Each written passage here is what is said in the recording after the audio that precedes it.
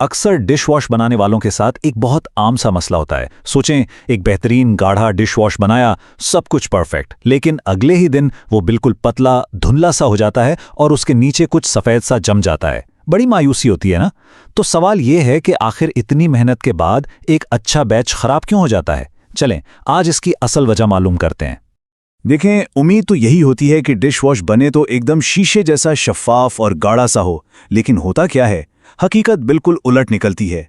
एक बेजान पानी जैसा पतला माया जिसके नीचे सफ़ेद ज़र्रात जमे हुए हैं।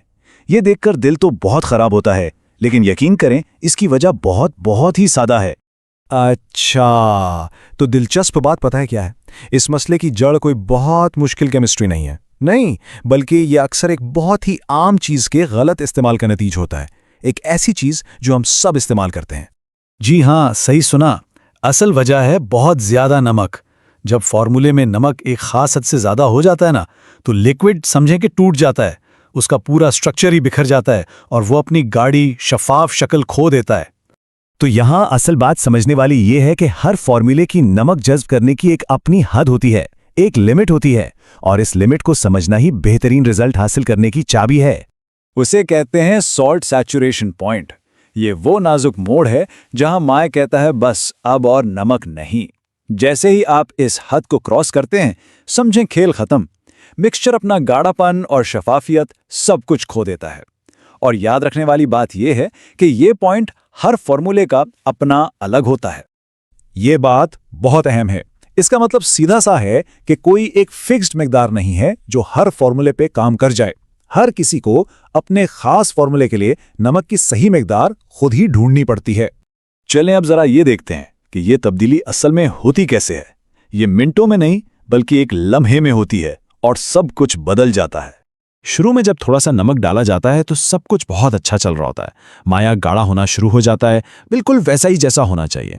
फिर एहतियात से थोड़ा और नमक डाला जाता है और माया एक जबरदस्त गाढ़े जेल जैसा बन जाता है। इस पॉइंट पर तो लगता है कि बस काम हो गया, लेकिन फिर सिर्फ एक इजाफी चुटकी, बस एक जरा सी चुटकी और सब कुछ बदल जाता है। यह हद इतनी नाजुक होती है कि जरा सा ज्यादा नमक इसे पार करा देता है और नतीजा सामने होता है। एक लम्हा पहले एक बेहतरीन जेल था और अगले ही लम्हे वो एक धुंधले पानी जैसे माया में बदल जाता है। लेकिन घबराने की जरूरत नहीं। इस मसले से बचने का एक बहुत ही कारामद तरीका मौजूद है। तो इस मसले को हमेशा के लिए कैसे हल किया जाए, उसके लिए एक बहुत ही आजमूदा और सीधा सादा तरीका है जो हर बार एक जैसे बेहतरीन नताइज देगा। ये तरीका बहुत आसान है और बहुत मौसर भी। सिर्फ 100 ग्राम का एक छोटा सा टेस्ट बैच लें, उसमें चुटकी चुटकी करके नमक डालें और हर बार मिक्स करके तब्दीली को गौर से देखें। नमक तब तक डालते रहें जब तक माया टूट ना जाए। वही आपके फॉर्मूले की आखिरी हद है। अब जब बड़ा बैच बनाना हो तो बस उस आखिरी हद से थोड़ा सा कम नमक इस्तेमाल करें। है ना बिल्कुल आसान। तो इस सारे अमल से हमने सीखा क्या? कुछ ऐसे बुनियादी उसूल हैं जो ना सिर्फ डिश वॉश में बल्कि हर किस्म की फॉर्मुलेशन में काम आएंगे। सबसे अहम सबक ये है, याद रखें हर फॉर्मूला दूसरे से अलग है। केमिस्ट्री में ज्यादा का मतलब हमेशा बेहतर नहीं होता। हमेशा पहले छोटे पैमाने पर टेस्ट करें ताकि बड़े बैच का नुकसान ना हो। अपने फॉर्मूले की आखिरी हद मालूम करें और फिर महफूज रहने के लिए उससे हमेशा थोड़ा पीछे रहें। तो अब जब नमक के पीछे की साइंस समझ आ गई है तो सोचने की बात यह है कि आगे क्या।